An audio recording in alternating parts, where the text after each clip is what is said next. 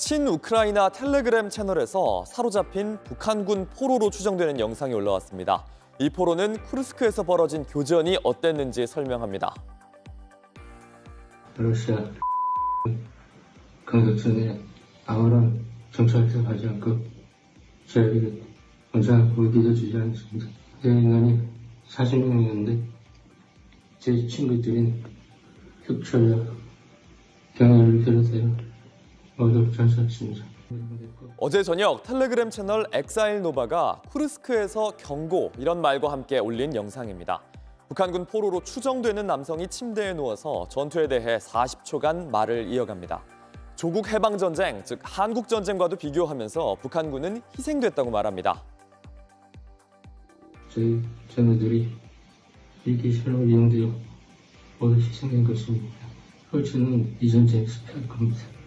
앞서 전해드린 대로 미국은 유엔 안전보장이사회 회의에서 쿠르스크 지역에 북한군 8천여 명이 배치됐다고 했지만 교전 여부는 아직 확실하지 않습니다.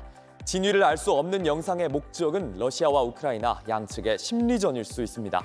얼마 전 이 채널에선 체포된 북한군 영상을 공개하기도 했는데 우크라이나 말을 하는 데다 국기나 이름표도 정확하지 않았습니다. 이에 미국 헤리티지 재단의 브루스 클링너 선임 연구원은 중요한 건 한미가 여러 정보에 근거해 북한군의 존재를 직접 확인했다는 거라고 말했습니다. 북한의 러시아 파병 관련해서 구체적인 정보가 쏟소 드러나고 있습니다. 미국은 러시아 쿠르스크에 배치된 북한군이 약 8천여 명이고 조만간 전투에 투입될 걸로 전망했습니다. 러시아에 제공한 미사일만 1000여 발 규모라는 분석도 나옵니다. 로스앤젤레스 홍지은 특파원입니다.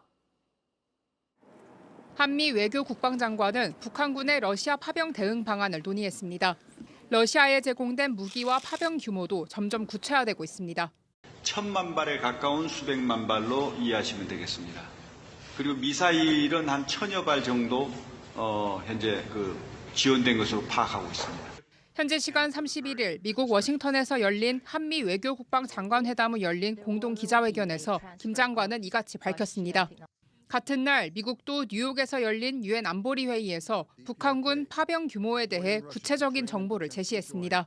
Information just coming in minutes ago that indicates that there are right now 8,000 DPRK soldiers in Kursk Oblast. Does Russia still maintain that there are no DPRK troops in Russia? 북한군 파병 소식을 거짓말이라고 일축했던 유엔 주재 러시아 대사는 이번에는 답변을 거부했습니다. 우드 차석 대사가 공개한 병력 규모는 앞서 우크라이나가 파악한 것의 2배 수준입니다. 미 국무부는 북한군의 전장 투입이 임박했다고 내다봤습니다. We would expect that to happen in the coming days. Russia has been training DPRK soldiers in artillery, UAVs, basic infantry operations, including trench clearing. 전쟁 상황이 일촉즉발로 향해 가는 가운데 로이드 오스틴 미 국방장관은 북한군이 전장에 투입되면 합법적 군사 목표가 될 것이라고 거듭 경고했습니다. 로스앤젤레스에서 JTBC 홍지은입니다. 북한이 러시아에 대규모 병력을 파병한 데 이어서 이번엔 10개월 만에 대륙간 탄도미사일 ICBM을 발사했습니다. 사거리와 위력을 더 늘린 걸로 평가되는데 다음 주로 다가온 미국 대선을 염두에 둔 걸로 보입니다. 김재현 기자입니다. 북한이 오늘 오전 동해상으로 대륙간 탄도미사일 ICBM 한 발을 쏘아 올렸습니다. 미사일은 평양에서 북동쪽으로 고각 발사돼 약 1000km를 비행한 뒤 동해상에 떨어졌습니다.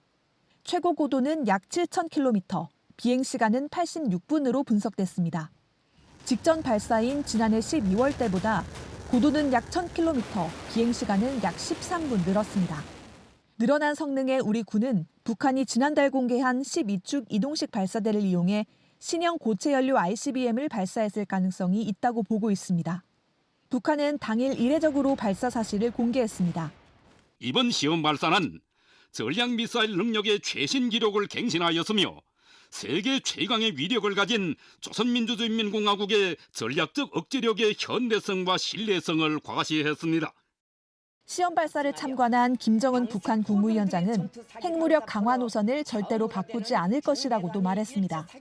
미국 대선을 닷새 앞두고 도발 수위를 끌어올려 존재감을 부각하기 위한 것으로 풀이됩니다.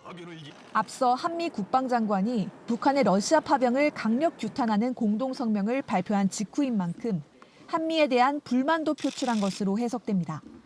다만 북한은 이번에도 미국 본토 공격 능력을 과시할 수 있는 레드라인, 정상각도 발사는 감행하지 않았습니다. 우리 군은 북한의 ICBM에 대응해 경고 성명을 발표하고 이후 발생하는 모든 사태에 대한 책임은 전적으로 북한에게 있음을 다시 한번 엄중히 경고한다. 한미 공중전력이 가상의 북한 이동식 발사대를 폭파하는 대규모 연합훈련도 실시했습니다. JTBC 김재현입니다.